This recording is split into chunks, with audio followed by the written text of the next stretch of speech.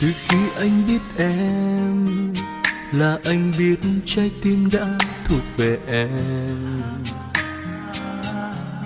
Chỉ mong luôn có em, được bên em, quan tâm em mỗi ngày. Này người yêu ơi, anh xin được yêu em thiết tha. Dù là phong ba nhưng anh cũng sẽ cố bước qua. Chỉ cần em vui em sẽ ở bên anh mãi thôi. Dù thời gian trôi anh mong ta vẫn chung đôi. Chỉ cần em luôn hạnh phúc với anh quá đủ rồi. Chỉ cần luôn bên cạnh em mỗi khi em buồn vui. Dù cho thời gian hay không gian có đổi thay, thì lòng anh vẫn sẽ mãi yêu em, yêu đắm say.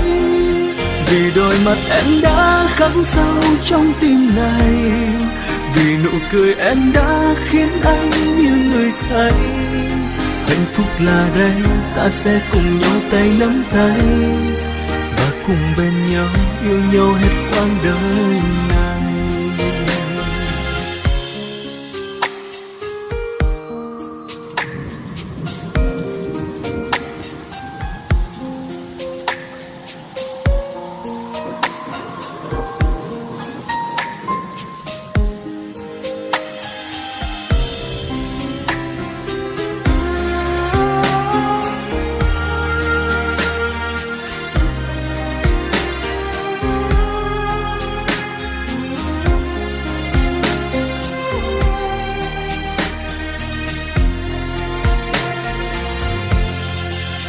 Người yêu ơi, anh xin được yêu em thiết tha.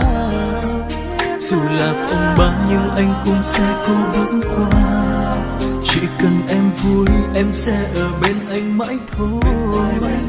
Dù thời gian trôi anh mong ta vẫn chung đôi. Chỉ cần em luôn hạnh phúc với anh quá đủ rồi.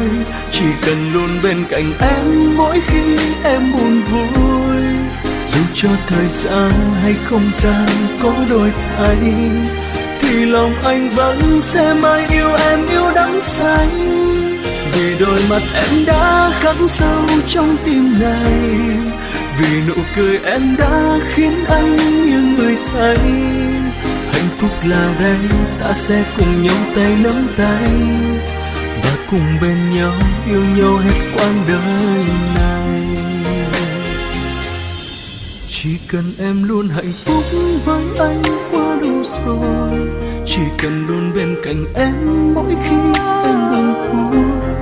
Dù cho thời gian hay không gian có đổi thay, thì lòng anh vẫn sẽ mãi yêu em, yêu đắm say. Vì đôi mắt em đã khắc sâu trong tim này, vì nụ cười em đã khiến anh như người say. Hạnh phúc là đây, ta sẽ cùng nhau tay nắm tay, và cùng bên nhau yêu nhau hết quãng đời.